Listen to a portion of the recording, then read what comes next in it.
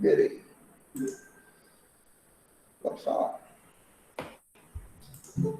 Olá, galera. Tudo bem? Boa noite. Estão nos escutando? Estão nos vendo aí? Sim, boa noite. Sim, boa noite.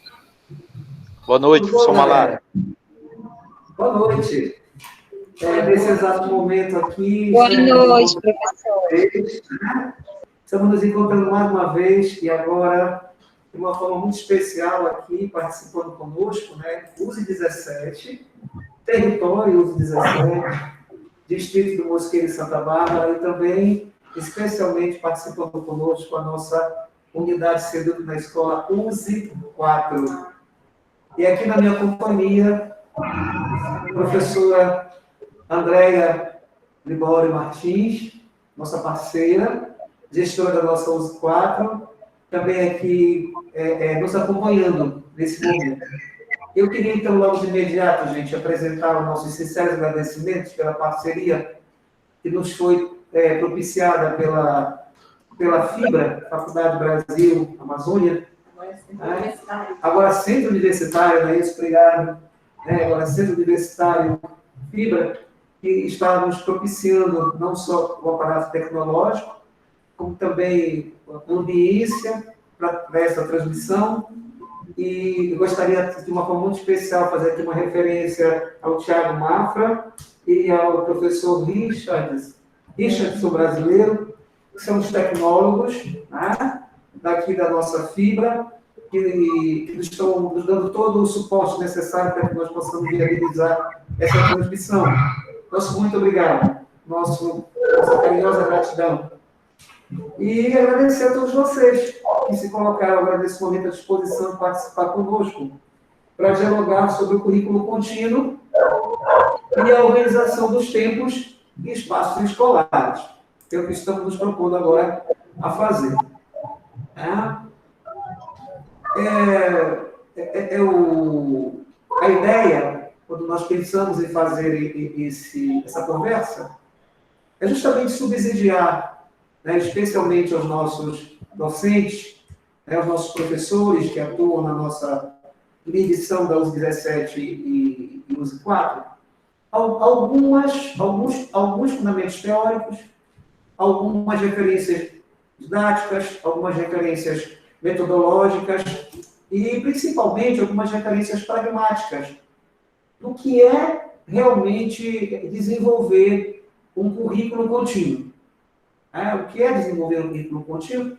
E, principalmente, nessa perspectiva do que estamos nós agora vivenciando, que é a pandemia da Covid-19, e principalmente por conta de que esta semana, agora, né, nós tivemos a publicação oficial, inclusive através do decreto, a partir de portarias normativas, institucionais da nossa Secretaria de Estado de Educação, né, que publicizou no nosso Diário Oficial do Estado, tanto o calendário letivo 2020-2021, que é o calendário contínuo, assim como também o documento, né, denominado de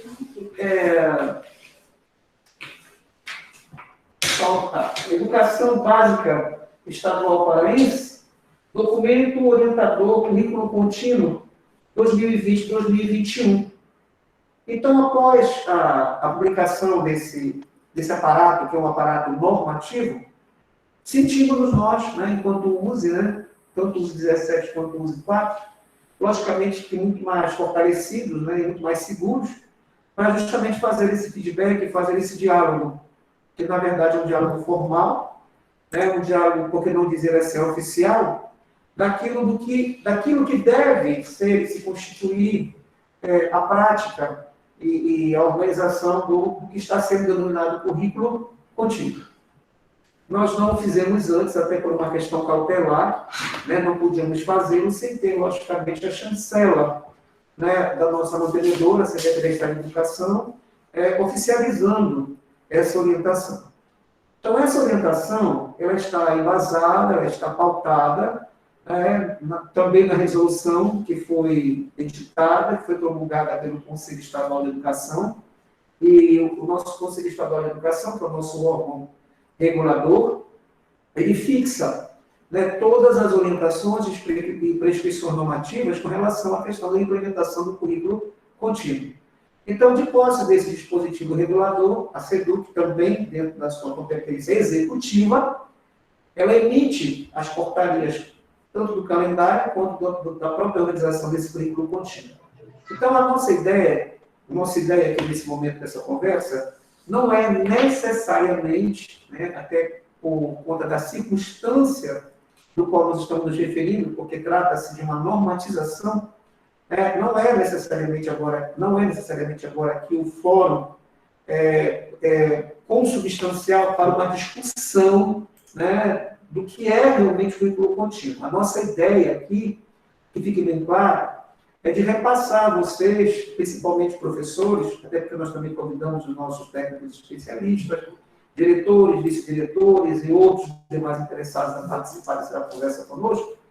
O nosso principal objetivo é informar e, logicamente, que subsidiar com essas informações, né, de possíveis incrementos, que são os incrementos técnicos, os incrementos didáticos, que são necessários, então, para se implementar o que está sendo denominado de currículo contínuo.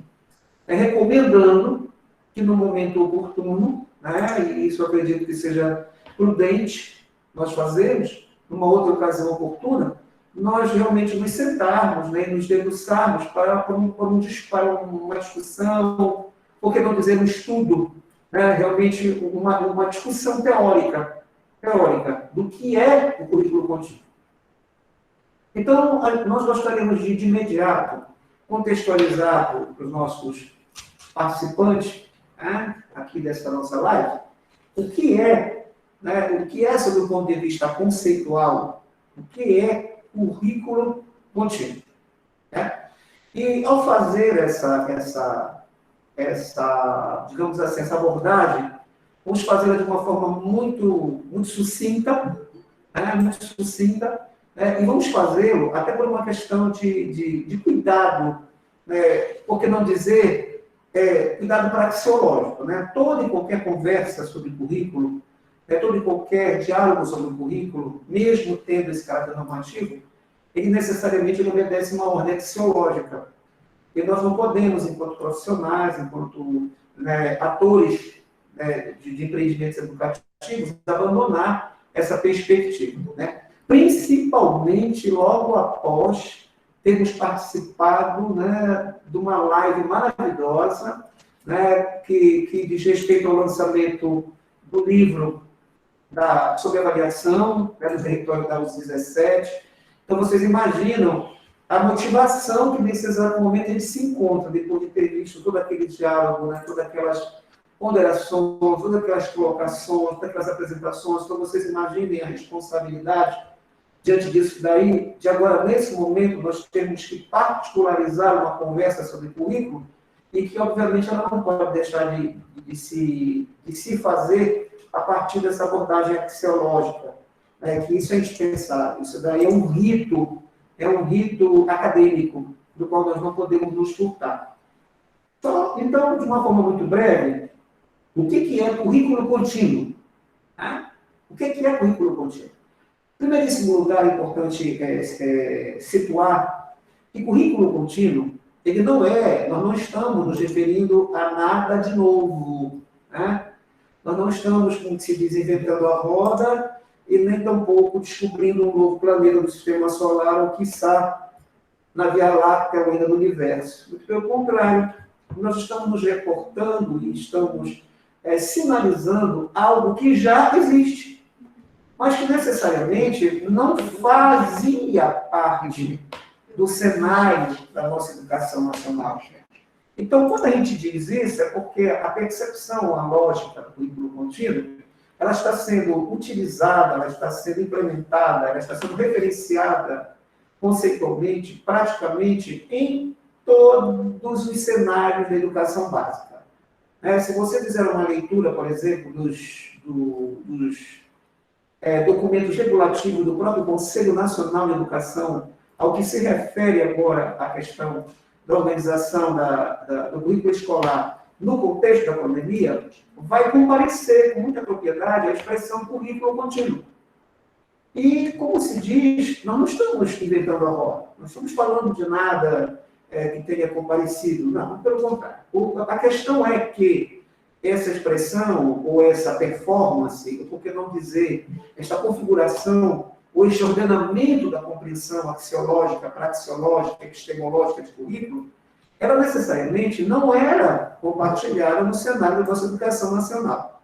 Muito embora a compreensão de currículo nacional já traga algumas concepções conceituais que são consideradas, do ponto de vista acadêmico, inovadoras, como, por exemplo, a questão da contextualização dentro da aprendizagem, a questão da interdisciplinaridade, né, dentre outros conceitos, né, significativos e relevantes que todos nós, de uma certa maneira, enquanto profissionais da educação, já estamos, logicamente, que necessariamente nos habituando e até rotineiramente manipulando.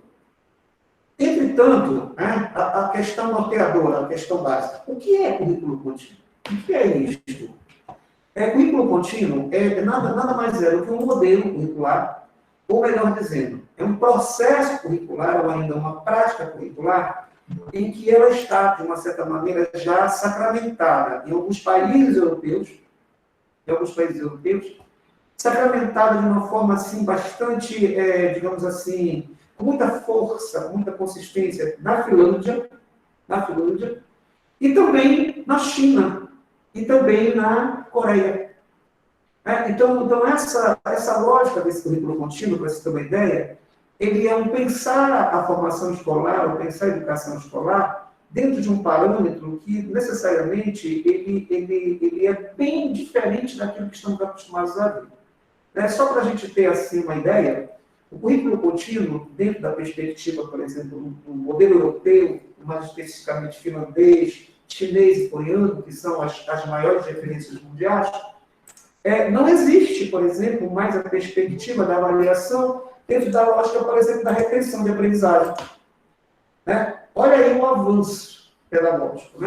Então, é uma concepção de currículo que descarta completamente qualquer hipótese, qualquer lógica de, entre aspas, retenção. Ainda agora há pouco nós falávamos sobre avaliação numa outra live.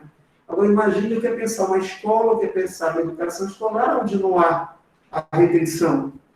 Então, é pensar realmente numa coisa cuja extensão enquanto a profundidade epistemológica realmente ela é muito, ela requer todo um estudo, realmente mergulhar para se conhecer o que é isso.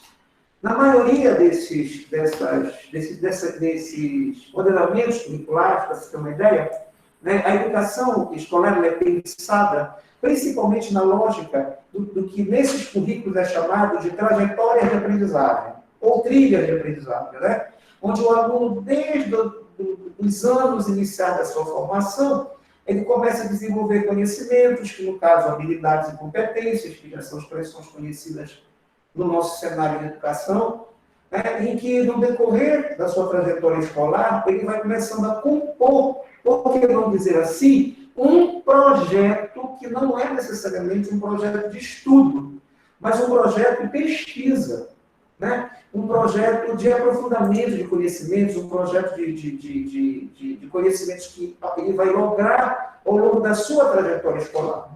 Para você ter uma ideia, por exemplo, no modelo finlandês, quando o aluno conclui a etapa do que aqui no nosso modelo é o ensino médio, o aluno apresenta, por exemplo, para a instituição de ensino superior um projeto de pesquisa que vai ser submetido a um conselho, que esse conselho avalia esse projeto e, dependendo, logicamente, daquilo que esse projeto ele vem apresentar, assim como da aplicabilidade dele, aqui a essência dele, esse conselho, então, delibera quanto ao ingresso do aluno na instituição superior para que ele possa, então, desenvolver esse projeto. Certo? Olha só que maravilha. Então, nós estamos falando de algo que realmente não é ainda a nossa realidade. Porém, circunstancialmente, por conta da questão do fenômeno da pandemia, nós fomos, de uma certa maneira, conduzidos, nós fomos induzidos a pensar uma lógica, né, que é uma lógica de currículo que ela não existe somente para atender ao momento emergencial da questão da pandemia, que, por força da circunstância, nos obriga, né, à ausência, por exemplo, presencial das nossas salas de aula. Não é só isso, é bem mais que isso. É bem mais que isso. Então, a gente precisa ter o cuidado de ter essas percepções para não cair, né, em impressões empíricas e até mesmo indevidas, de que currículo contínuo nada mais é do que aulas remotas, e de que aulas remotas, por exemplo, elas acontecem porque nós estamos vivendo em tempos de pandemia. Isso é pensar o currículo contínuo em uma lógica muito restrita, né? E a gente sabe de antemão, nós que já tivemos, graças a Deus, a oportunidade de estudar currículo, nós sabemos que o currículo ele pode ser concebido tanto na sua concepção restrita, como na sua concepção ampla. E na sua concepção restrita, o currículo ele sempre vai abranger a lógica do desenvolvimento de componentes curriculares, ou ainda de descritores curriculares, ou ainda conteúdos curriculares, né? Assim como na concepção mais ampla, ele representa a própria prática, ou o fazer, né? Que é o processo da produção do conhecimento, que é o sentido mais amplo do currículo. Então, o currículo contínuo também obedece essa mesma prospecção, obedece essa mesma axiologia da construção do currículo. Bom, mas isso realmente apenas, como eu disse a vocês, para fazer uma breve contextualização e uma breve referência de que nós não estamos falando de algo inédito e nem tampouco estamos falando de algo que é só aula remota, né, ou então trabalho, ou então só vídeo aulas, o ensino através de mediação tecnológica, não é nada disso, pelo contrário. Né? Dentro da lógica do currículo contínuo, aulas remotas, mediações tecnológicas ou qualquer outro tipo de incremento tecnológico, ele surge apenas como um recurso pedagógico, como outro qualquer. Como outro qualquer. Eles não constituem necessariamente a essência do currículo. Né? O que constitui a essência do currículo é realmente o processo da produção do conhecimento. Então, vamos lá, gente. Bom, você precisa até respirar, né? Porque é tanta coisa, a gente precisa respirar. Mas, muito bem, o que vem a ser o currículo contínuo para nós? Em primeiro lugar, para nós, nesse exato momento, ele vem ser uma adaptação. Né? Ele comparece para nós, na verdade, como uma performance. Né? Ele é uma performance daquilo que nós já fazemos, que é o currículo clássico, né? Que é o currículo tradicional, e que agora ele tem uma performance, que é uma performance contínua. Né? Para que ele possa, logicamente, se adequar a essa situação que estamos vivendo, que é a situação da pandemia. Então, diante desse cenário, comparece dois elementos que são estratégicos. Os tempos escolares e os espaços escolares. Quando a gente fala em tempos escolares, nós temos que pensar e temos que colocar em pauta tudo aquilo que diz respeito à organização formal e informal de toda a dinâmica e da organização daquilo que se faz dentro de uma unidade de ensino. E quando se fala em espaço escolar, nós estamos dentro de uma perspectiva que ela é bem mais objetiva, porque o espaço tem a ver com o próprio nome diz, o espaço. Ou seja, a forma como esse espaço está organizado, né, que vai desde a disposição da infraestrutura, logística, material, que passa pelos recursos humanos, que passa pelas condições, por exemplo, até mesmo de alimentação escolar, ou ainda do atendimento educacional em si, os insumos necessários, por exemplo, para poder se consubstanciar e fazer a manutenção e desenvolvimento, por exemplo, de atividades remotas, sejam elas atividades de caráter que utiliza a tecnologia virtual, ou ainda até aquelas mesmas do qual nós já estamos até nos apropriando com muita força, né, que são a confecção, por exemplo, de cadernos, a confecção de compêndios e outros. Certo? Então, isso daí configura o que a gente chama de espaço. No caso do uso da tecnologia, em seu favor, para que os alunos tenham realmente um conhecimento e tenham conteúdo, um sentimento de pertencimento a esse novo mundo que eles conhecem, mas não estão apropriados de estar realizando, né? Utilizam a ferramenta porque utilizam o WhatsApp, as redes sociais, mas outras ferramentas eles ainda não tinham domínio, como muitos de nós que estamos aprendendo a cada vez que nós vamos utilizando dentro desse meio que nós precisamos, diante da pandemia, estar dividindo, compartilhando e aprendendo e conversando junto com o grupo. Perfeito.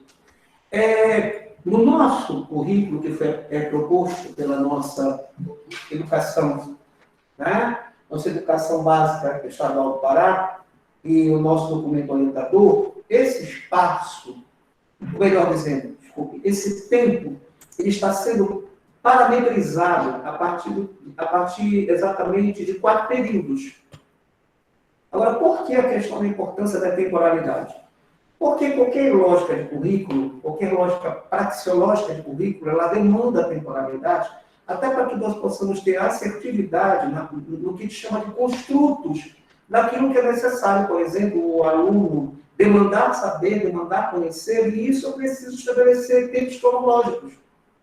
Eu preciso estabelecer tempos cronológicos para que esse aluno ele possa ter, digamos assim, o espaço necessário, né, para ele ter aquilo que a gente entende como sendo o processo formal das relações de ensino-aprendizagem, o feedback desse processo e, finalmente, o aspecto que é talvez o mais interessante, que é a questão da própria avaliação da aprendizagem. Ou seja, como nós vamos, entre aspas, mensurar o desempenho, né, do aluno dentro de determinada trajetória cronológica.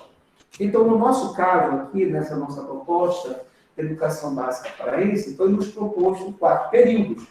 Então, esses 4 períodos, quem já olhou o documento e quem já se debruçou sobre ele, já deve ter observado que o documento apresenta para nós tabelas. Essas tabelas, elas, né, contêm descritores. Eu chamo para isso daqui de descritores de aprendizagem. Tá? São descritores de aprendizagem. Né? Que naquela nossa concepção tradicional, nossa concepção clássica, nós chamamos de conteúdos. Mas, a bem da verdade, tá? Se você olhar com bem calma, se você fizer uma leitura a miúde, né? Você vai percebendo que a descrição desses conteúdos, ela não é feita em função de uma coisa chamada elemento conceitual. Ela é feita em cima de uma descrição de algo que dá ideia de um fazer, de um procedimento. Como, por exemplo, aqui, olha, compreensão e leitura, imagens analíticas em textos. Quando eu digo, por exemplo, compreensão e leitura, imagens analíticas em textos, eu estou me reportando a uma ação, que é uma ação de quê? De compreender a leitura. Então, não estou falando aqui necessariamente, não estou sinalizando conceitualmente gêneros textuais, por exemplo. Isso aqui, que eu estou pegando aqui rapidamente, esse aqui, né, como referência. Então, para isso, então, é mais prudente chamar descritores, e não necessariamente conteúdos, porque usar a expressão conteúdo fica um pouquinho meio inadequada. Temos que ter uma percepção muito clara, porque o conteúdo ele é um enunciado de um determinado objeto. Como, por exemplo, no ensino de biologia, né? Citologia, o que é a célula, né? Por exemplo, né? Isso daí é conceitual, eu estou dentro de um elemento conceitual. Mas quando eu digo, por exemplo, observação, né? Observação dos componentes da célula, quando eu digo observação dos componentes da célula, eu estou extrapolando a lógica necessariamente do que é a célula para entender como é que ela se compõe, como é que ela se comporta, porque eu estou observando a célula. Então, isso é uma descrição, ou seja, são descritores de aprendizagem. Tá? Então, isso só para a gente começar a situar a percepção da importância desse momento aqui, do que é apresentado para nós. Tá? Então, quando a gente olha para isso daqui, a gente começa então a perceber que existe a possibilidade de nós distribuirmos em tempos cronológicos aquilo que vai se fazer. Ou seja, o que se vai, de fato, realizar? O que vai depender, que vai demandar o aluno precisar fazer dentro de determinado tempo cronológico diante dos descritores que nos são apresentados? É óbvio e evidente que, numa situação como essa, é importante o professor ele ter bem clareza, por exemplo, de que existe, sob o ponto de vista conceitual, 3 lógicas da compreensão do objeto de estudo do conhecimento escolar, que é o conteúdo conceitual, o conteúdo procedimental e o conteúdo atitudinal. É importante ter essa clareza, porque nós temos uma dificuldade de fazer uma certa confusão, que é uma confusão praxeológica, de conceber, por exemplo, que o conhecimento escolar, ele não é necessariamente o mesmo conhecimento que está plasmado e organizado, por exemplo, dentro do cenário, da própria configuração da ciência propriamente dita. Certo? Na verdade, o conhecimento escolar, ele é um conhecimento performático. Ele é apresentado para nós uma performance de conhecer, que não significa necessariamente que essa performance seja uma representação ipsilitris, né, ou ainda em verbis, né, do que é realmente um conhecimento, por exemplo, científico. E aí você precisa, por exemplo, perceber que nós, enquanto professores, temos que ter uma percepção da dimensão da própria epistemologia do conhecimento. Né? O que é conhecimento científico, o que é o conhecimento escolar, o que é o conhecimento comum, né? O que é conhecimento empírico, para que nós para que a gente não vá cair nessas armadilhas. Porque isso são armadilhas. Né? Que isso é a mesma coisa, para você entender isso de uma maneira bem simples, quando você diz, por exemplo, eu sou professor, por exemplo, eu sou professor de sociologia. Certo? Eu não sou sociólogo. Eu não sou sociólogo. Eu sou um professor de sociologia. Até porque a minha formação inicial de graduação é pedagogia. Né? E eu leciono, né, sociologia. Então, eu sou professor de sociologia, mas eu não sou sociólogo. Porque sociólogo é um cientista que estuda as ciências sociais. Então, eu não sou o cientista das ciências sociais. Eu sou um professor de sociologia. Eu sou malático, qual é a diferença? A diferença é pura e simples, que eu trabalho conteúdos escolares de sociologia. Eu não trabalho conteúdos científicos de sociologia. Aí você vai se perguntar assim, mas professor, quando a gente abre o livro, está lá, teoria sociológica, ou ainda fundamentos da sociologia, ou ainda principais teorias da sociologia. Perfeito. Mas observe que isso é apresentado para nós em forma de performances didáticas. São performances didáticas. Não são necessariamente a massa dessa ciência, porque a massa dessa ciência começa até pela própria questão da percepção dos níveis da nossa educação, que começa pela educação básica e vai terminar na educação superior. Então, se você é por isso que na legislação você vai entender que os objetivos da educação básica são uns e os objetivos da educação superior são outros. Porque se assim fosse, nós estaríamos todos navegando no mesmo território. Nós estaríamos navegando dentro de uma mesma perspectiva e não é assim. Tá ok? Então isso aqui só para elucidar a importância e a gravidade disto, que vai ser distribuído em um tempo cronológico. E agora, de um modo pragmático, nesse exato momento, nós temos do dia 3 de fevereiro até o dia 26 de fevereiro para demandar o nosso primeiro período. Então, o que significa isso na prática? Significa, na prática, que nós, professores, vamos ter que nos organizar coletivamente e decidirmos no coletivo o que é que vai ser demandado no período de 3 a 26 de fevereiro para esse nosso aluno que não estará presencialmente conosco. Ele vai estar remotamente. E nós vamos ter que pensar duplamente, porque esse aluno traz consigo o que ele precisa demandar aprender na extensão cronológica de todo o ano letivo de 2021, mas também trazendo um resíduo do ano letivo de 2020, que por força da pandemia, obviamente, muita coisa deixou de ser trabalhada. E aí vem uma questão muito séria, que é fazer a escolha, que é fazer a eleição, né, daquilo que o aluno vai realmente demonstrar para nós o saber fazer. Olhem bem a expressão. É o saber fazer da coisa. É o saber fazer. Ok? Que é muito diferente do que você querer imaginar, né? E até porque isso seria uma presunção pedagógica, porque não dizer uma ganância pedagógica absurda, querer que um aluno de determinado período, fosse até ele mesmo de toda a educação básica, por exemplo, de que ele deveria chegar lá e saber isso e aquilo. E isso daí é um pensamento estapafúrdio. Porque, na verdade, o que tem que acontecer é que, ao longo dessa trajetória, você tem que ser municiado de determinadas habilidades e competências, ou ainda municiado de determinados fazeres, do qual você, ao longo da sua trajetória de vida, durante a sua trajetória de vida, que não é necessariamente a trajetória da vida escolar, mas durante a sua trajetória de vida, e aí implica também a sua vida dentro da escola, a sua vida em casa, a sua vida no convívio com os amigos, no convívio social. Então, eu vou exemplificar isso para vocês entenderem rapidamente. Quando alguém chega e diz para nós assim, eu não vou tomar vacina, porque se eu for tomar a vacina da Covid-19, eu vou virar jacaré. Porque está rolando por aí um bizu, né? Como se diz, obrigado, né? Está rolando por aí um bizu dessa história, né? Que quem toma vacina vai virar jacaré. Fecha. Né? Fecha. Congela. Né? Me lembrei agora de alguém. Congela. Olha lá. O que é a vacina? O que significa isso? Né? O que é uma vacina? Você toma vacina por quê? Você toma vacina porque existe um vírus. O que é um vírus? Que vírus é esse? É que esse vírus começou a aparecer e comparecer no cenário da nossa vivência e da nossa convivência social. Vírus sempre existiram? Como são os tipos de vírus?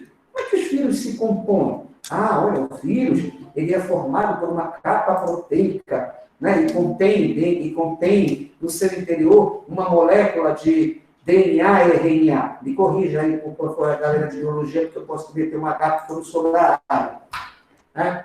Mas o que é isso? Pois é, aí esse vírus tem lá uma cápsula que é uma enzima, do qual ele se acopla a uma célula. O que é a célula? Unidade morfofisiológica de todos os seres vivos. Que eu cansei agora. Gente, tudo isso são elementos conceituais. E detalhe, é importante saber disso agora, porque o povo está dizendo que quem toma vacina vira jacaré. Beleza. Muito bem. Só por que eu preciso aprender isso? Eu preciso aprender isso porque eu tenho que entender que ao me vacinar eu vou criar o quê? Resistência e a possibilidade de imunidade. De imunidade biológica. O que é imunidade biológica? Né? O que é o significado disso? O que representa a imunidade biológica? O que é a construção da imunidade biológica? O que é uma pessoa biologicamente imune? Tipos de vacina. E você pode, por exemplo, no estudo da biologia, ir aprofundando isso e mergulhando uma maravilha. Aí você pode perguntar assim, e o que eu vou fazer em história? Porque eu sou professor de história, porque eu sou manático, isso não está falando de biologia. Gente, o que aconteceu, por exemplo, no início do século no Brasil, quando nós tivemos a revolta das vacinas? Porque o episódio da revolta das vacinas é algo muito similar, historicamente, ao que está acontecendo hoje. As pessoas estão com medo de virar jacaré. Então, vai lá na história que você vai ver que durante a revolta da vacina, as pessoas ficaram altamente resistentes a quererem se vacinar. O comportamento dessas pessoas dessas pessoas da sociedade. Aí alguém que é de matemática vai pular e vai me olhar assim, o senhor está ficando doido, porque o que eu vou fazer em matemática com isso? E os gráficos estatísticos da contaminação da Covid-19? E os percentuais? E os infográficos? Isso é estatística, isso é conhecimento lógico-matemático. As codificações, a construção de tabelas, né? As variáveis, por exemplo, no início da pandemia eram tantos infectados, agora nós estamos na curva da pandemia. Olha aí o conhecimento matemático. O número de pessoas que foram recuperadas. O número de pessoas que foram recuperadas, o número de pessoas que estão ainda em tratamento, infelizmente, número de óbitos. E geografia. Gente, todo dia a televisão está mostrando para nós o cenário geográfico da pandemia. Estado da federação que estão no bandeiramento vermelho, estado da federação que estão no bandeiramento amarelo, estado da federação que estão no bandeiramento azul. Até a cor nos reporta o quê? Cor, gente. Cor. Isso é arte. E por aí vai. Cores quentes, Né? cores frias. Cores quentes, cores frias. Por quê? Por que o vermelho? Por que o azul? Por que o amarelo? Olha aí o universo. Mergulhamos numa coisa chamada multidisciplinaridade ou interdisciplinaridade e estamos trabalhando em uma coisa chamada eixo transversal. E esse eixo transversal, por exemplo, nesse momento, está sendo conduzido por uma conversa rápida aqui que está diante de vocês, conversando sobre a questão da importância da vacinação da Covid-19. Ah, tem mais um detalhe, viu? Tudo isso para quê? Porque é importante se vacinar, porque se vacinar é a única forma eficaz que nós temos de combater a Covid.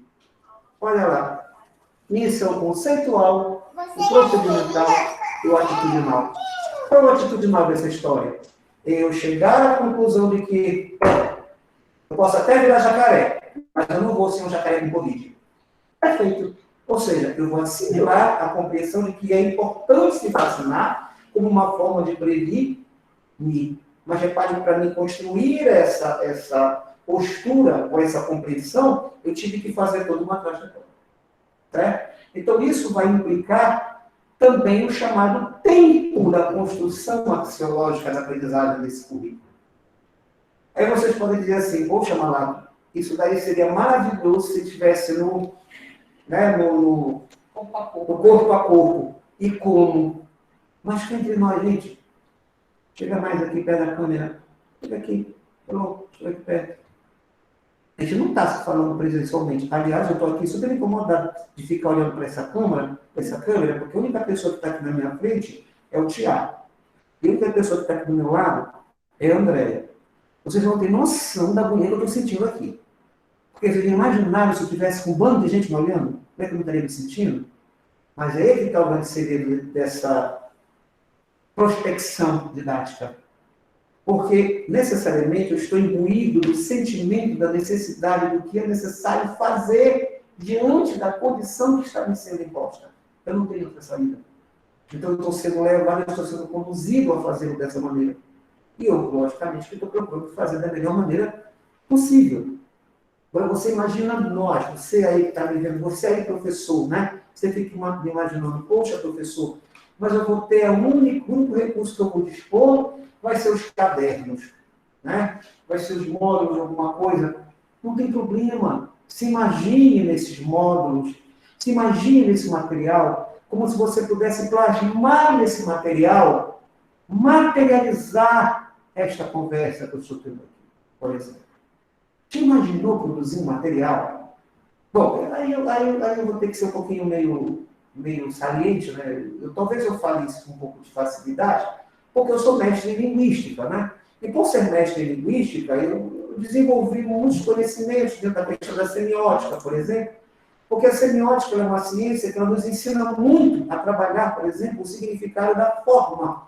Né? E aí vem a questão da imagem, da representação da imagem. Então, até quando eu estou aqui, por exemplo, conversando com vocês, eu faço assim com o dedo, porque eu estou diante de uma câmera, eu estou fazendo aqui nada mais nada menos do que um insight semiótico, né? Diante de uma situação midiática, que a câmera aí me olhando, que ela fica olhando para mim, eu estou olhando para ela, eu não estou vendo vocês. Né? Mas eu estou imaginando que vocês estão aí me vendo, né? Em algum ponto, em algum lugar. Então, esse é o sentimento midiático, que se não fosse o conhecimento da semiótica, eu consequentemente não o faria. Agora, imagina eu ter que traduzir isso para um caderno. Eu tenho que traduzir isso para uma apostila. Eu tenho que traduzir isso para um estudo dirigido. Eu tenho que traduzir isso para um texto. Eu tenho que traduzir isso para um caderno estruturante. Eu achei linda essa palavra, achei lindo isso. Entendeu? E por aí vai. Então, colegas, professores, é um desafio. E que desafio?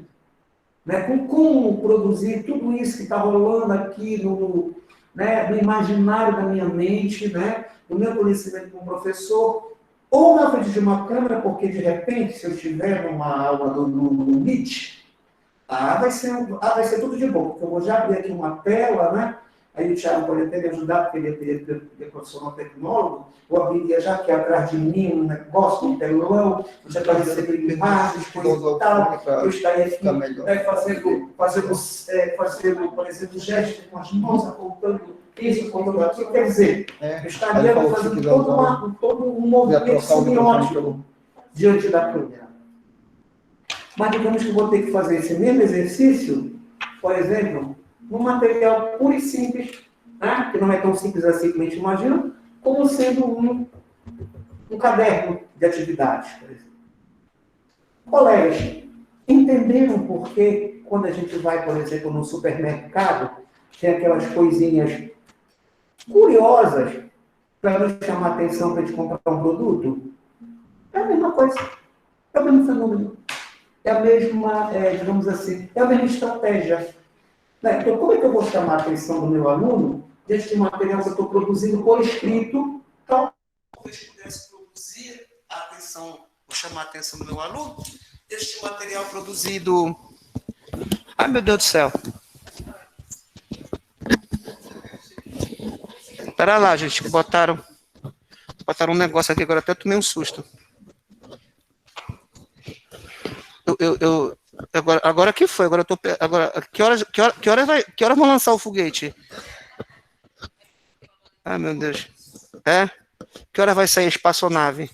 Então lá vai. Certo? Então vamos lá, gente. Ainda um pouquinho mais além. Bom, agora, aqui nesse material, melhorou, gente, o som? Melhorou o som, galera? Sim? Opa, legal. Sim, sim. Opa. Sim, Olha, professor, bastante. Olha que legal, olha, eu ouvi alguém, olha. Ai, gente, olha que bom, eu tô ouvindo gente. Melhorou, melhorou. Melhorou muito. Foi. Olha que legal. Excelente. Olha, eu tô ouvindo gente, olha, esse é sinal que tem gente. Olha, eu pensei que só essa câmera estivesse me olhando. E eu fazendo toda essa onda aqui para uma câmera. Olha, essa tabelinha aqui, certo?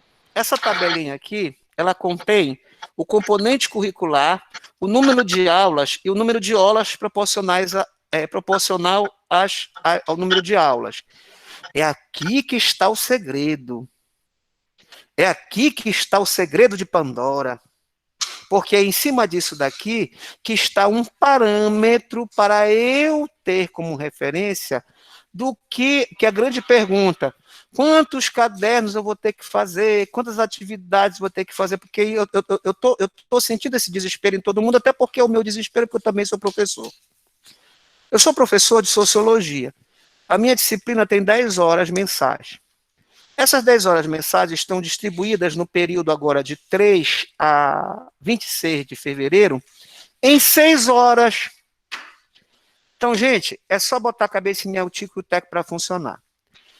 Me imagine, 6 horas significaria o quê? 3 semanas, porque são 2 aulas por semana. Ou seja, eu teria que entrar numa sala de aula de sociologia, em uma turma, eu teria que entrar 3 vezes numa turma, certo? Então, é só me imaginar que cada vez que eu entrasse na turma, eu teria que usar o quadro branco, eu teria que usar o livro didático, eu teria que entregar aos alunos um texto, eu teria que fazer um exercício, etc. e tal. Por exemplo, mostrar um slide. Não era isso que eu ia fazer se eu estivesse presencialmente na sala de aula? Pois bem, só que agora eu não vou estar. Mas eu vou ter que pensar da mesma forma. Eu não vou estar lá presencialmente, mas eu tenho 6 tempos de aula, né, para cumprir. Então, o que eu vou fazer nesses tempos? Então, eu vou ter que usar a minha criatividade.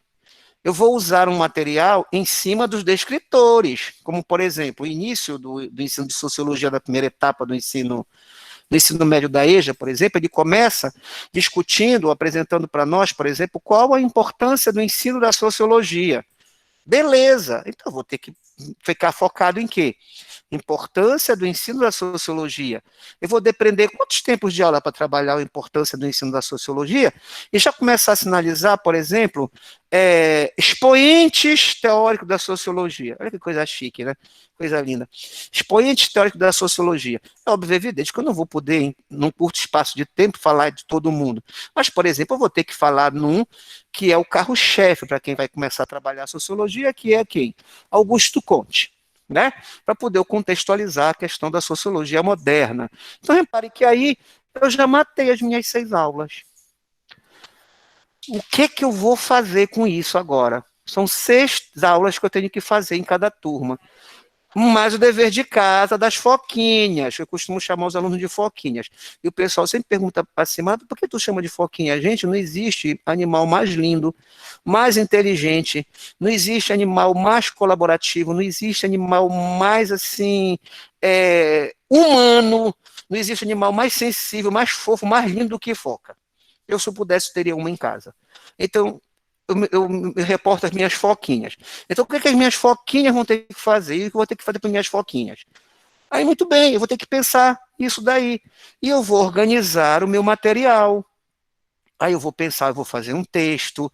Não, eu vou pegar o livro didático e vou mandar para as minhas foquinhas, tá? Um release que nada mais é do que um tutorial dizendo, por exemplo, como é que eles vão trabalhar o livro didático das páginas número 5 até a página número 10. Eu já estou montando o quê? As minhas atividades. Bom, beleza. Já me empolguei, estou achando isso aqui chique. Eu vou fazer uma aula no Google Meet. Não vou fazer no Google Meet. Vou fazer o seguinte, eu vou pegar o meu smartphone e vou gravar um vídeo. E vou botar no WhatsApp. Ou então vou gravar esse vídeo e vou colocar em um Facebook, que eu posso criar uma página pura e exclusivamente só para minha turma, das minhas foquinhas. E assim sucessivamente. Vou mandar o link do YouTube, se bem que o link do YouTube eu tenho traumas, Andréia. Mas tudo bem. E que traumas eu tenho? Tá? Ou então mandar um link do YouTube e por aí vai. Aí vocês estão percebendo como as formas podem ser criativas de eu demandar isso? Só que isso vai exigir de mim, gente, uma postura muito proativa e muito corajosa. De eu fazer isso, de conversar com meus pares, de dialogar, de propor ideias. Porque no final do período, eu vou ter que pensar, está aqui a André me sinalizando, de como eu vou avaliar a foquinha, certo? Eu vou ter que dar uma nota para ele no final do período, tudo bem. E eu vou ter que pensar também de como eu vou fazer o meu relatório. Gente, esse tal de relatório, olha, eu estou me sentindo assim extremamente particular, porque está só eu, a Andréia e o Thiago aqui nessa sala. Eu não conheço foca mais barulhenta do que professor. Pensa no animalzinho que faz barulho. Quando se fala em relatório, gente, parece que o mundo vai despencar na nossa cabeça. Gente, o relatório nada mais é do que o nosso diário de classe. Entendeu? Detalhe, este diário de classe, obrigado, Andréa, vai ser disponibilizado no SIGEP. A gente vai lá pegar o nosso computador e vai entrar no SIGEP e vai fazer o registro das nossas atividades. É um diário de classe, só que não vai ser... Eu sou do tempo, e muitos de vocês aí, só que eu não vou dizer a minha idade, tá? Mas eu sou do tempo em que a gente pegava o diário de classe e ficava, né, escrevendo. Agora não. A gente pega um computador, né, pega um notebook e vai digitar. E isso vai direto numa plataforma do SIGEP. É esse o relatório, gente. Não é nada do outro mundo. É um diário de classe. Entendeu? Agora, obviamente, que esse registro, ele vai. Aí todo mundo se pergunta, gente, mas para que esse registro? Eu tenho desconfianças, e se falarem que eu falei, pode dizer que eu falei. Eu desconfio que esse registro são para 3 coisas. Primeiro, para nós podermos realmente ter, digamos assim, a certeza, né, do que estamos demandando, do que nós estamos desenvolvendo. Isso daí, legal. Mas também a forma que vai se ter para monitorar a frequência do aluno e não espalha a minha frequência. Como é que eu vou provar que eu estou trabalhando? Né? Porque se eu estivesse presencialmente, eu teria que estar na escola assinando meu ponto, concordam comigo? Eu não vou estar na escola assinando meu ponto. Mas para mim poder mostrar que eu estou trabalhando, como dizia minha afinada avó, eu vou ter que matar a cobra e mostrar o pau. E eu vou matar a cobra mostrando o pau, postando o meu relatório no CIGEP. Então eu estou desconfiado para isso. Fala aí, Andreinha. Fala, André. Ela vai pegar meu capacete aqui. Boa noite. Só para contribuir um pouquinho aqui na fala, a secretaria vai disponibilizar para senha, né? Os diretores e vice-diretores já possuem e secretários também. Porém, os coordenadores também terão essa senha, porque são os coordenadores que vão acompanhar, tá? Me dá aquela planilha ali. Esse relatório que teve muita gente que botou assim, não vão editar, gente, calma. Vocês receberam o modelo para vocês irem se apropriando de como isso vai acontecer. Quem vai preencher? O professor.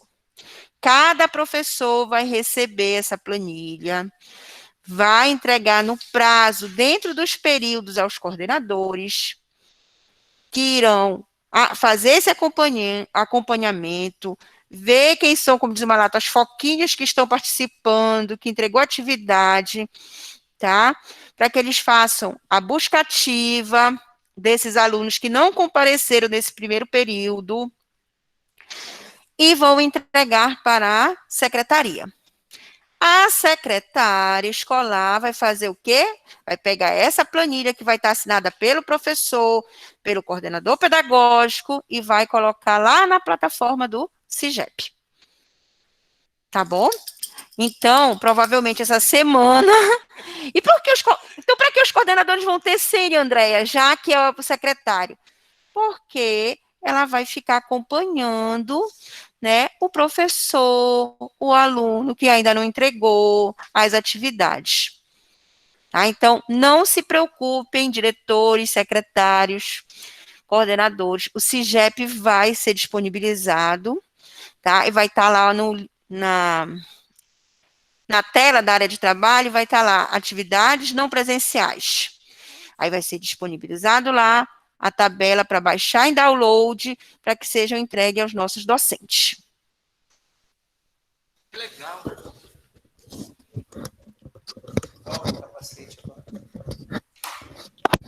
Meu Deus do céu.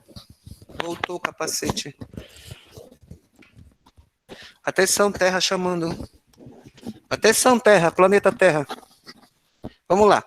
Bom, aí vamos então começar a entrar agora no mérito do espaço escolar, né? A gente já falou bastante do tempo, né? A Andréia falou com muita propriedade, né? Do relatório, certo?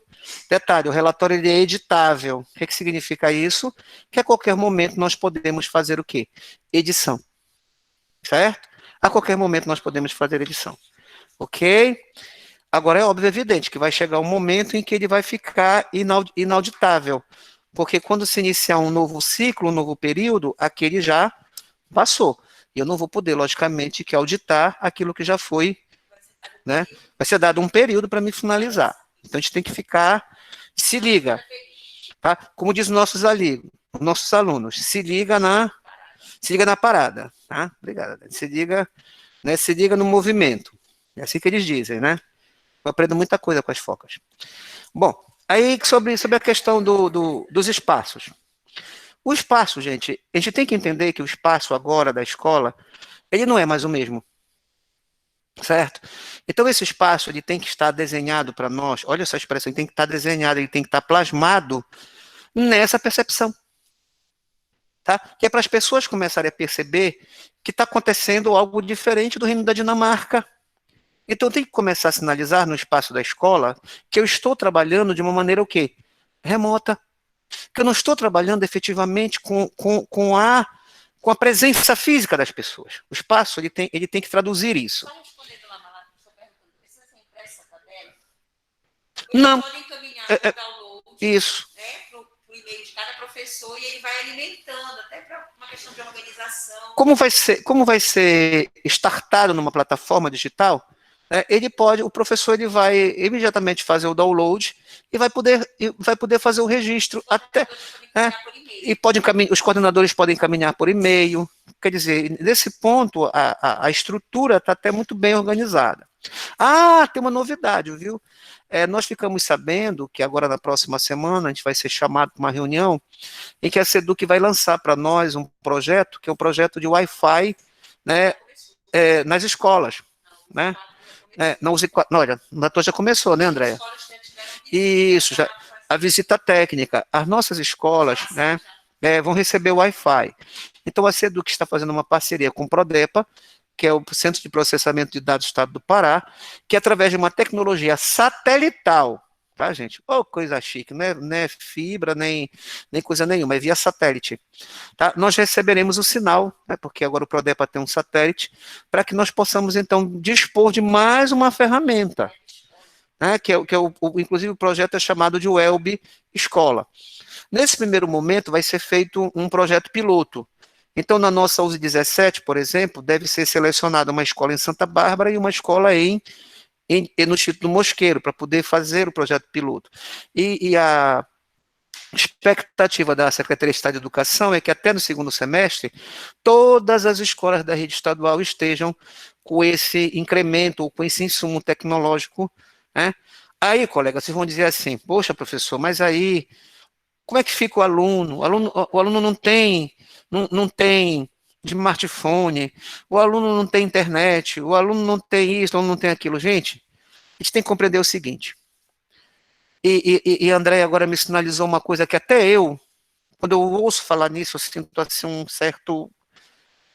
me dá uma certa angústia. Gente, tudo isso que está acontecendo agora, não se iludam. Tudo isso que está acontecendo agora está vindo para ficar. Não se iludam. Não pensem que quando nós voltarmos às aulas presenciais, porque isso vai acontecer.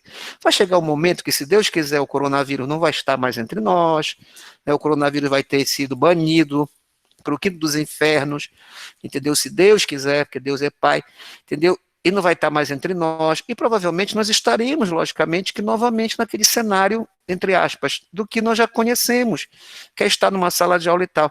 Mas só que tem um detalhe, quando isso voltar a acontecer, gente, não se iludam, nós não seremos mais os mesmos, a escola não será mais a mesma, aquilo que aprendemos a fazer vai ter nos induzido a um monte de coisa, então não se iludam, a gente não está tendo todo esse trabalho agora para só esse momento. Essas coisas, logicamente, elas vão se ajustar e se adaptar a um outro momento, certo? Aquela coisa que a gente tinha medo e tem, porque um dia não vai ser preciso o professor estar na sala, a gente não tem pavor disso, né? Não vai ser preciso o professor estar na sala de aula, as pessoas ficavam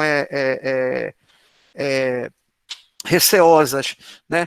Gente, não se espante, nós já estamos vivendo isso. Então, tudo isso está vindo para ficar. Então, acelerando aí, que o tempo já vai, né? Estamos respondendo ali ao Carlos, né? Ele diz assim, podemos enviar ele digitalizado? Assim, como a escola vai ter condição de enviar por e-mail aos professores, né? Enviem ele para que ele também possa lá fazer o download, ele decide se ele vai escrever, se ele vai escrever com a mão, né? Ou vai escrever no computador, editável mesmo. Certo. Então, gente, esses espaços, eles têm que estar, nossos espaços escolares a partir de agora, eles têm que plasmar essa lógica que nós estamos trabalhando de uma maneira diferente. Então, nós não podemos mais pensar que estamos trabalhando com as pessoas transitando ao nosso lado.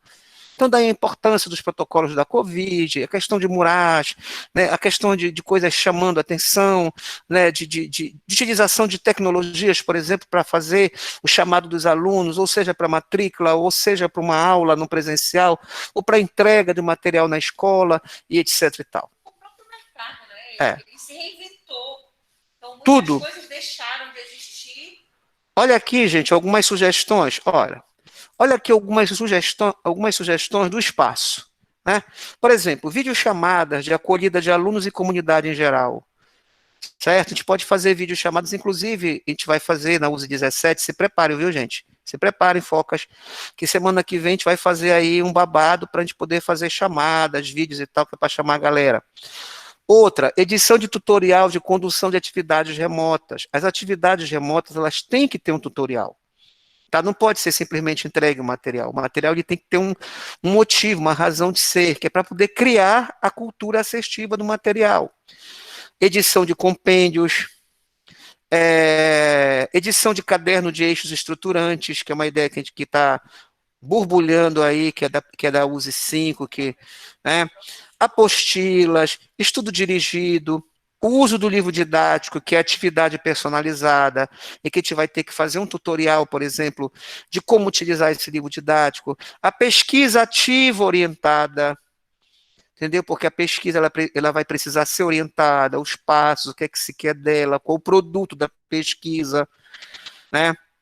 A questão, por exemplo, do menu de atividades remotas, né? Por exemplo, eu gosto muito de fazer isso. Eu adoro que meus alunos pesquisem figuras, eu adoro que meus alunos pesquisem música, eu adoro que meus alunos pesquisem mensagem de texto, pesquisem frases, até porque o componente curricular sociologia, ele mexe muito com essas fruições. Agora imagine outros componentes curriculares, né? Matemática, por exemplo, gráficos, infográficos, tabelas, estatísticas, etc. e tal, né? Sequência de textos, né? Coordenados, etc. e tal. Então isso daqui, gente, são exemplos de muita coisa que vai rolar. E finalmente as aulas virtuais, né? Por exemplo, o Google Meet, a plataforma YouTube, essa eu tenho mais trauma, né? O Google Meet, a plataforma YouTube, os vídeos, né? Por exemplo, as formações, as reuniões, elas tendem a se intensificar como nós estamos fazendo agora. Por exemplo, na nossa USE 17, os colegas já devem ter percebido que eu estou usando com mais larga escala o WhatsApp, mensagem de voz, coisa que eu não fazia. Até porque eu nem gosto de fazer muito isso. Mas eu agora estou usando mais, que é para a gente poder começar a se ajustar a essa nova cultura. Então, mensagens de voz. E daqui a pouco eu vou começar a fazer vídeos. Tá? Só que eu só vou fazer vídeo depois que eu fizer assim um upgrade aqui no meu visual e tal, porque para fazer vídeo eu acho que eu tenho que ficar mais, né? Bonito eu já sou, você não precisa ninguém dizer. Mas eu preciso ficar com um visual, né, mais apresentável, eu preciso ficar né, com uma aparência mais agradável, né? Até porque eu não vou poder, né, mostrar, ficar me exibindo por aí nos meios televisivos de qualquer maneira, de qualquer forma, né? E também porque eu tenho que chamar atenção. Hoje, por exemplo, quando eu me dispus a vir conversar com vocês, a Andréia é testemunha, não foi, André? Eu fui em casa, coloquei, né, me vesti, me preparei, né? Não sei. Vocês que não notaram, mas eu estou usando uma lente de contato azul, para me ficar mais bonito, para combinar com a minha camisa, né? Para combinar com a minha máscara, e por aí vai. Gente, a gente está brincando, mas mais do que nunca, nós temos que ser lúdicos. Mais do que nunca, nós temos que ser lúdicos. Ludicidade é isso, certo? Tem muita coisa na internet, tem jogos, tem vídeo, tem um monte de coisa. Nós temos que ser lúdicos, porque não dá para pensar em fazer tudo isso que eu estou falando aqui, eu me colocando, por exemplo, aqui onde eu estou agora, e me imaginando colocando um quadro branco aqui e querer escrever para os meus alunos, porque, gente, vai ser a treva, certo? Vai ser a treva. Não vai dar certo. Vai ser um horror. Tá, gente? Então, tá? Eis aí, colegas, algumas ideias, certo? Eu espero que vocês tenham gostado, certo? Foi algumas coisas que a gente pensou, né, com essas contribuições. A gente se coloca à disposição para, caso vocês desejem, a gente fazer contatos contatos virtuais, tá? Mais particularizados, se vocês desejarem, a gente se coloca à disposição, até, por exemplo, para trabalhar esse menu, né? Esse menu aqui eu acho que ele precisa ser aprofundado, né? Quando a gente fala, por exemplo, em videochamadas, em edição de tutorial, edição de compêndios, edição de cadernos de eixos estruturantes, tudo dirigido e tal, livro didático, pesquisa, essas coisas todas elas precisam de um momento mais particularizado, né, que é para a gente poder se municiar disso e... Obrigado, Simone, agora você me encheu a bola, ainda mais hoje... E você vai para o YouTube. Não, mas hoje, sexta-feira, pronto. Agora eu estou me sentindo próprio. Obrigado, professora Simone. Viu? Então é por aí, viu, gente? A gente tem que encarar, certo? Tem que encarar numa boa, é como eu costumo dizer, estamos todos juntos e misturados, certo? Precisamos mais do que nunca, digamos assim, baixar a retaguarda diante de certas coisas, porque nós precisamos. Gente, a minha preocupação agora a minha preocupação, gente, como gestor, nem como professor, a minha preocupação como gestor nesse exato momento, minha e da Andréa, né, Andréa? É que as foquinhas precisam estar na escola dia 26. Até elas têm que estar enchendo a nossa escola até o dia 26, gente, pelo amor de Deus. Porque dia 26, gente, é o dia D. Se nós não tivermos as focas, a matrícula das focas vai ser cancelada. Não tendo foca, não tem turma. E eu não vou nem falar do resto, porque é sexta-feira e eu não quero colocar nada na cabeça de ninguém. Hoje é sextou. Ah, vamos fazer outras coisas úteis. Certo, gente? Vamos fazer a buscativa. Certo? Das nossas foquinhas. Vamos mergulhar no alto mar e vamos buscar as focas. Que elas têm que vir. Só que nós temos que criar atrativos para elas virem. Tá, gente? Então, muito obrigado. Certo? Estou à disposição, se alguém ainda tiver aí mais alguma coisa. Espero que tenham gostado, entendeu? A gente não sim, a gente vai ser colocado no YouTube essa. Nossa, eu vou ficar famoso, né? Gente, olha, vocês não se surpreendam se daqui para 2022 a Globo me chamar para me estrear a novela das 9, porque vocês já sabem, né? É todo dia que se encontra um artista lindo como esse. Mas olha, gente, é porque quem me conhece sabe que eu sou extremamente bem-humorado, sabe que eu sou extremamente brincalhão, né? Porque é a forma que eu tenho de encarar a vida. Tá, gente? Viu, gente? Não se esqueçam, não se esqueçam da live de ontem, tá, gente? A gente tem que encarar a vida assim. A minha avó dizia, gente, a vida é séria, mas não leva muito a sério. Viu? Seja sério, mas não leve as coisas a ferro e fogo, tá? Está sendo difícil. Eu tive perdas, eu não gosto de falar, nem quero falar nisso, não é a hora. Eu tive perdas, entendeu? Mas deixa pra lá, tá? Aconteceu. E o que importa é isso, leveza da vida, né? Olha, eu acho que eu vou até rever aquele filme, uma dica, viu? A insustentável leveza do ser, porque é isso que a gente tem que aprender, a ter insustentável leveza, mesmo diante das situações mais difíceis como essa agora que estamos vivendo. É isso que eu tenho que dizer a vocês, tá, gente? Então, um grande abraço, um beijo no coração de cada um. É assim, né, que a gente faz, né, André? É assim, né? Eu tenho que aprender a fazer esses. A gente tem que aprender a fazer essas coisas, viu, gente? A gente tem que aprender a fazer essas coisas, viu?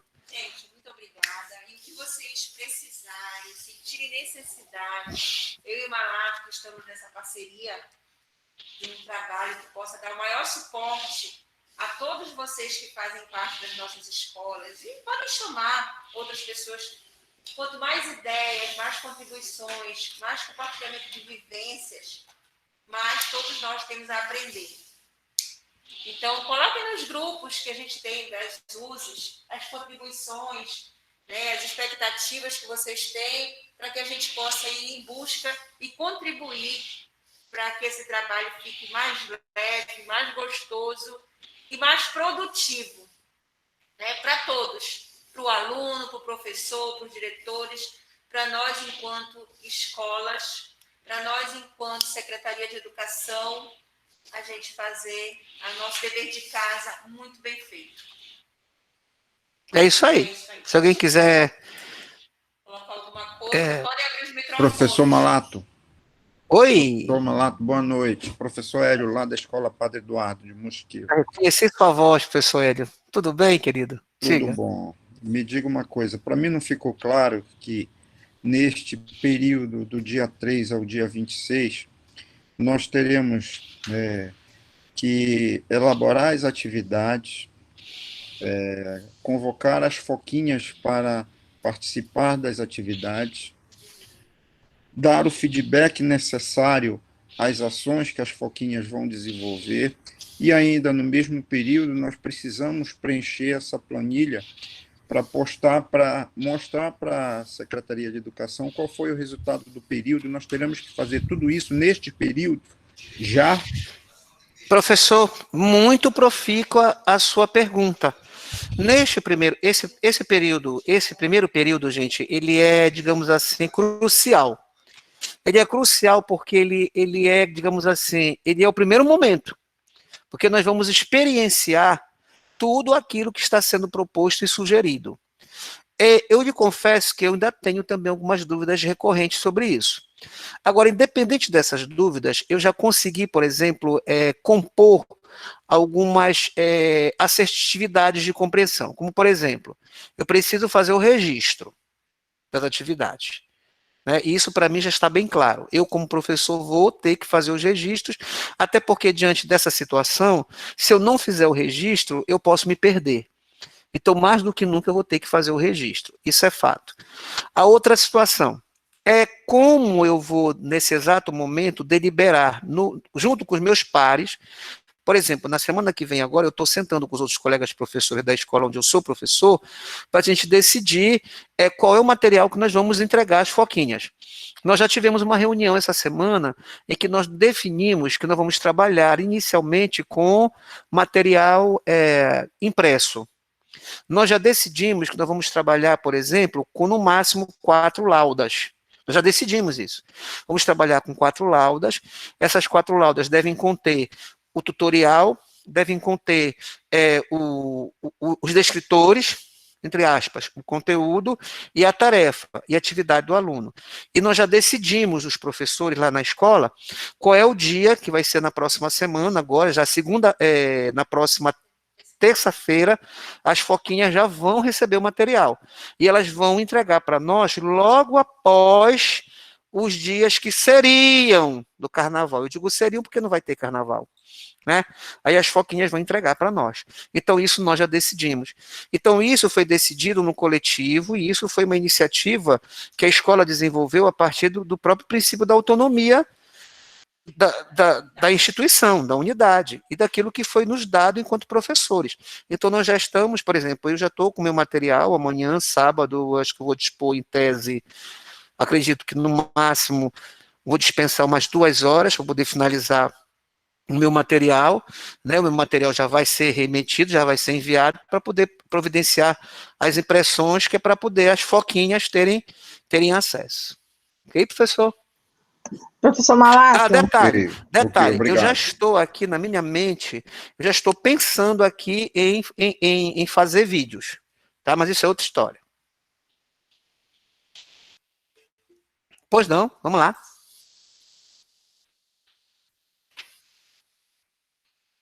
Oi, terra.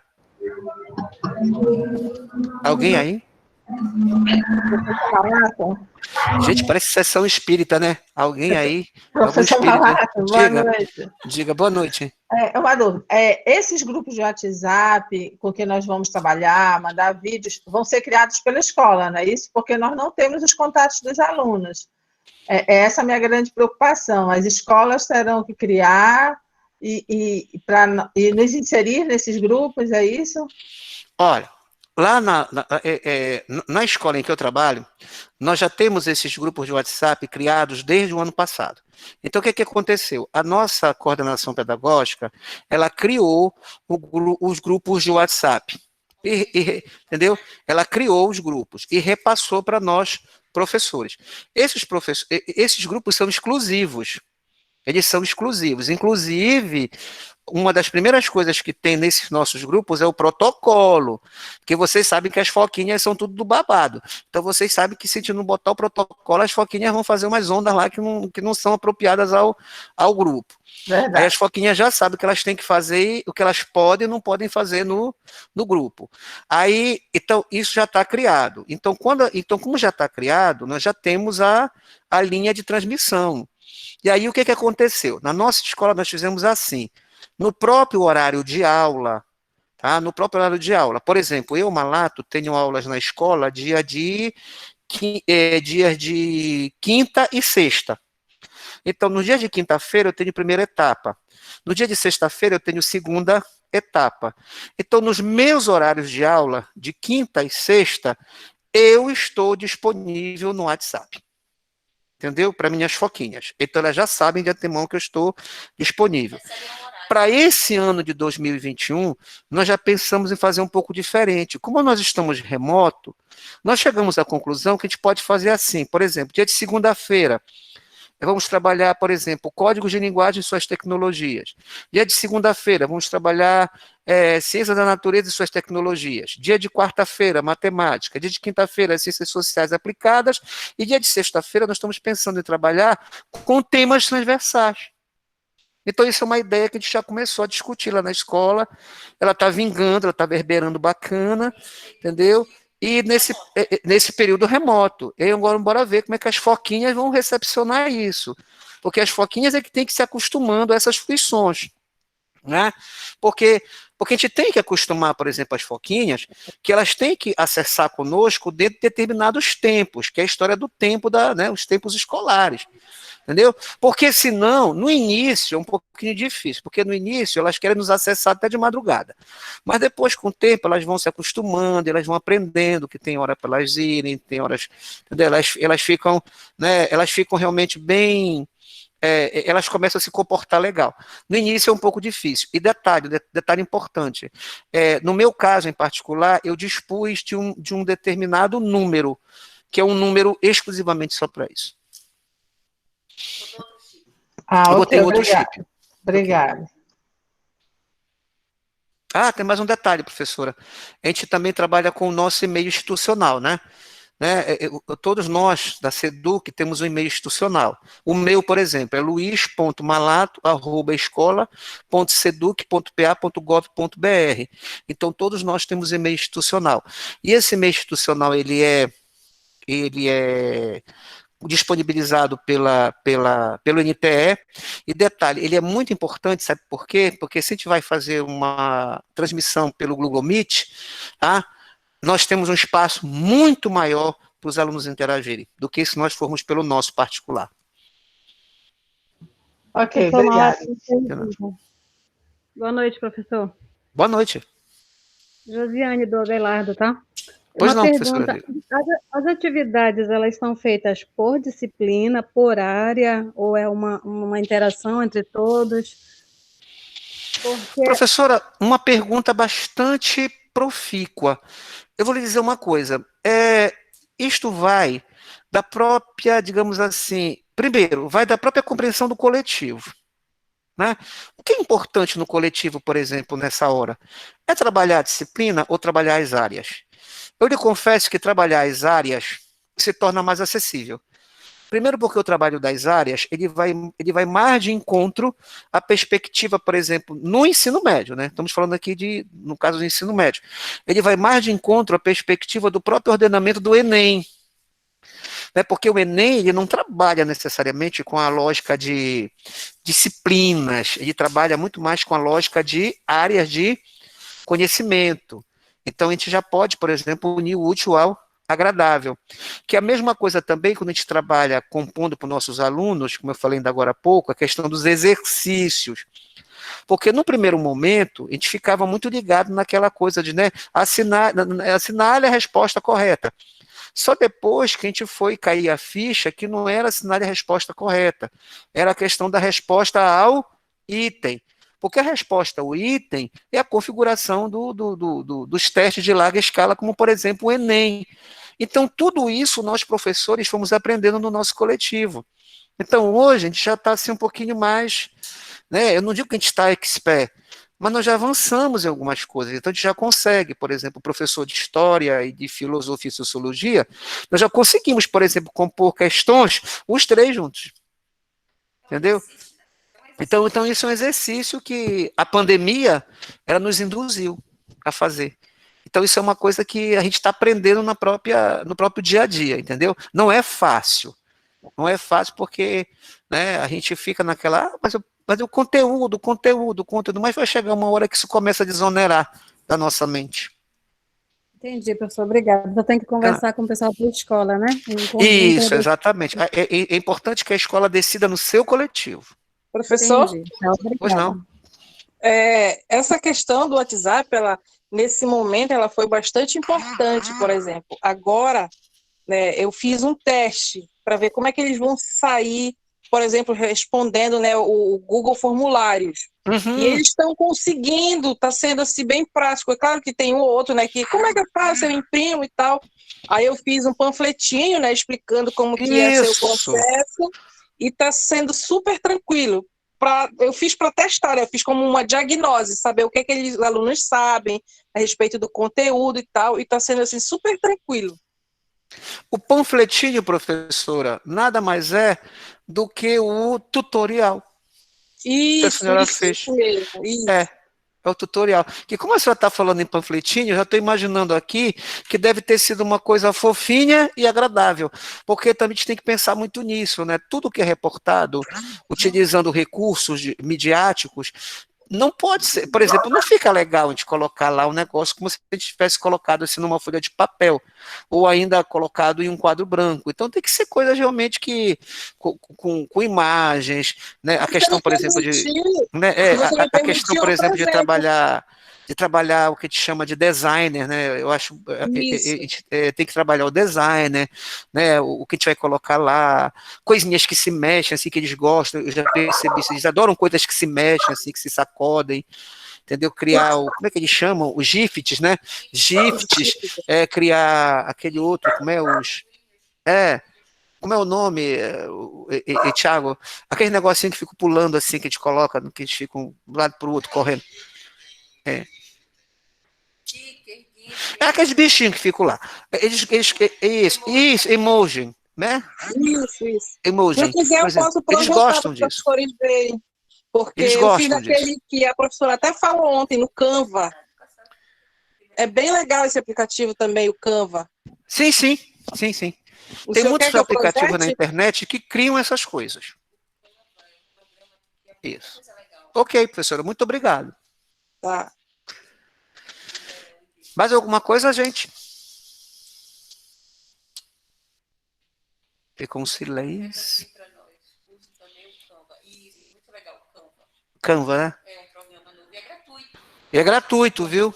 Tem muita coisa gratuita na internet, gente. A Bruna queria projetar para a gente ver. Seria possível? Estou perguntando ali para a professora Bruna se ela podia projetar aí os bichinhos dela. No momento, acho que não tem como ela fazê-lo. Mas olha, gente, aquilo que eu estou falando para vocês, as escolas, nesse exato momento, elas podem, a partir desse momento aqui, elas podem e devem particularizar os seus procedimentos. Porque o que a gente está fazendo agora aqui, eu e a professora Andréia, e é essa a nossa ideia, é dar apenas um insight. Tá? A nossa ideia aqui é só dar um insight, é só dar o pontapé. Vamos para o jogo.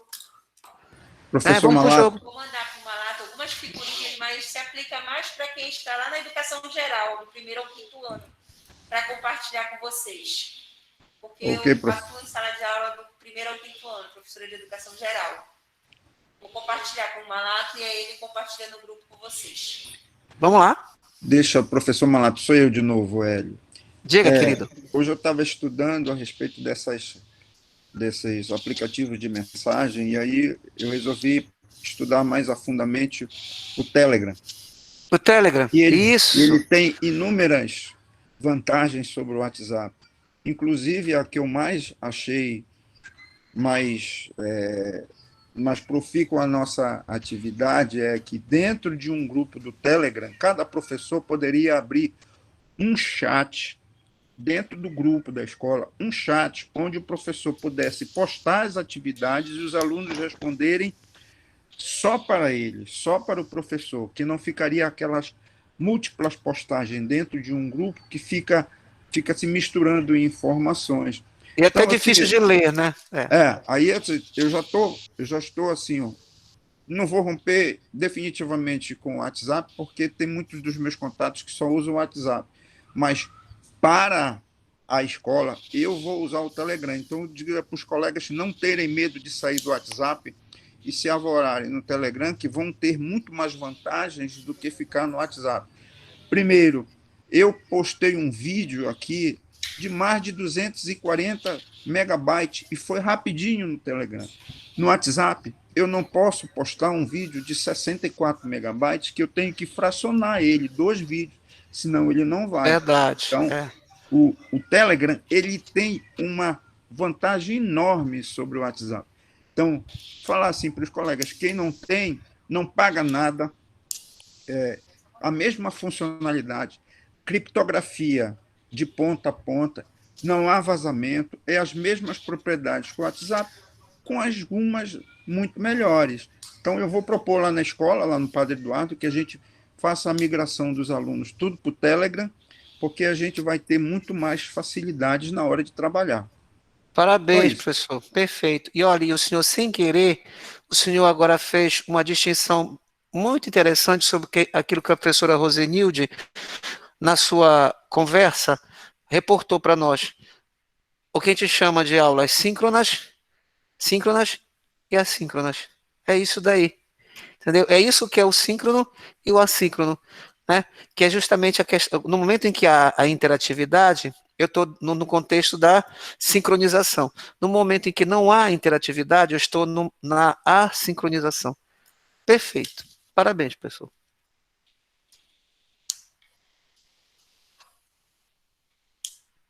Já?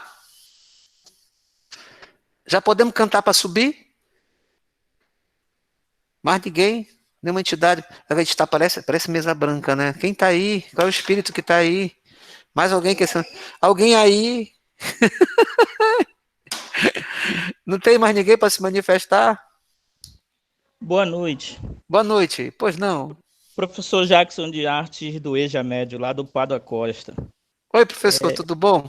Aproveitar para também contribuir uma importante modificação que eu fiz no meu trabalho ano passado, né, mediante tudo isso. Eu trabalhei algumas temáticas no formato de podcast. Opa! Que é aquela Sim, conversa gravada, né? E isso. Geralmente nesse podcast eu convidava algum professor da escola, da forma interdisciplinar, para contribuir com o conteúdo. Professor de história, professor de língua portuguesa. Como eu trabalho com artes, é muito afim a todas as áreas, né? Sim, sim. E foi um dos formatos que contribuiu muito para o entendimento dos alunos. Como eu também tenho até vergonha ainda é uma coisa que eu tenho que romper, de aparecer até para diante de câmeras, foi uma das formas que eu tive de atingir o máximo de alunos, né? O formato podcast, vai só a voz, a gente pode editar. Usava programas bem simples, como o Audacity, que é de edição de voz, de sons, que vem em qualquer computador no formato Linux, né? Na plataforma Linux. Sim. E só para termo de contribuição também, né? De repente, alguns muito grato, professor, pela sua contribuição. Essas habilidade tecnológica, né? E também uma pergunta a respeito de como vai ser o acompanhamento do currículo contínuo já nesse primeiro período. Eu acredito, professor, eu acredito que esse acompanhamento ele vai se dar, como nós estamos diante de um momento inicial, eu acredito que vai ser crucial no momento em que nós tivermos a edição do escrutínio desse processo, né? Que é o registro, né? Que é justamente o relatório. Né? No momento em que nós tivermos sinalizado isso vai com certeza startar, vai produzir uma série de insights, até mesmo para a nossa própria mantenedora. Eu acredito que a nossa própria mantenedora ela vai começar também a ser mais assertiva quando ela começar, primeiro que ela vai começar a perceber as nossas vicissitudes, mas também ela vai começar a perceber as nossas dificuldades. Né, porque é alguma coisa que a gente vai ter que, como se diz, a gente só vai perceber isso fazendo. Né? Não tem. Exatamente. Isso, foi que aconteceu nesse exato momento. Nós estamos fazendo algumas coisas agora porque nós fizemos, como diz assim, não deu certo lá em 2020. E agora a gente está querendo fazer o quê? Está querendo não, a gente está corrigindo as lacunas. Então assim vai. Então vai chegar uma hora que necessariamente nós estaremos muito mais. É tipo assim, nós vamos desenvolver expertises, né, nesses cenários. Eu acho que é essa a grande expectativa. Acho que a gente não tem que se preocupar muito com isso, não. Acho que a gente tem que se preocupar.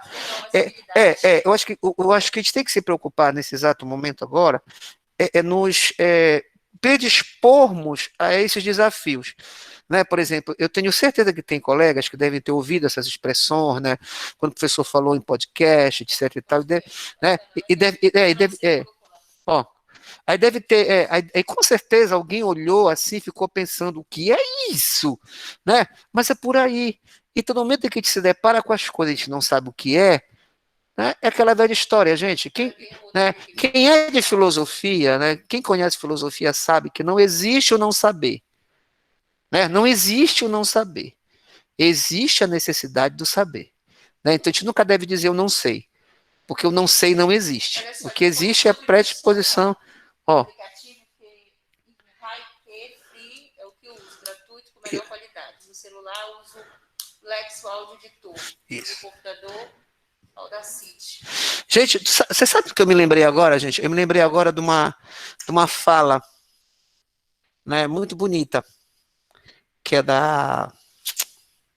meu Deus, que é uma nossa, da nossa literatura, que ela diz assim, de Clarice Lispector. Clarice Lispector, ela diz o seguinte: eu sei de muito pouco, mas tenho ao meu favor tudo o que eu não sei. Tudo o que eu não sei é minha maior e melhor parte. Tudo o que eu não sei é o que constitui a minha verdade. Clarice Lispector. Então a gente tem que... Vamos aprender aí com a Clarice. Eu sei de muito pouco, mas nós temos ao nosso favor tudo aquilo que nós não sabemos. Certo, gente? Tá? Acabou, né? Acabou. Acabou. Bora se balançar, Andréia. Acabou. Acabou. Não vai ter carnaval, isso é virtual, viu? Gente, não esqueça de deixar as sugestões de vocês para que nós possamos estar em busca de outros momentos como este. Né, Malandro? Bate. Agora ele só tá com decoração. É igual os meninos. É isso aí, gente. Um grande abraço para vocês. Muito obrigado por estar com a gente até agora, tá? Muito obrigado de coração. Gratidão, tá, gente? Um grande abraço a todos vocês. Segunda-feira, tá? Olha, diretores e diretoras, se preparem que amanhã tem reunião, tá? Tá, gente? Um grande abraço para vocês. Obrigado, a Fibra. Tá, gente? Obrigado, a Fibra. Obrigado, Thiago. O Thiago tá até agora aqui nos dando o maior apoio. Muito obrigado. Tá, gente? Tchau. Fui. Bora cantar. Tchau, boa noite. Boa noite. Bora cantar para subir. Bora. Todo mundo junto. Tchau. Um abraço. Tchau.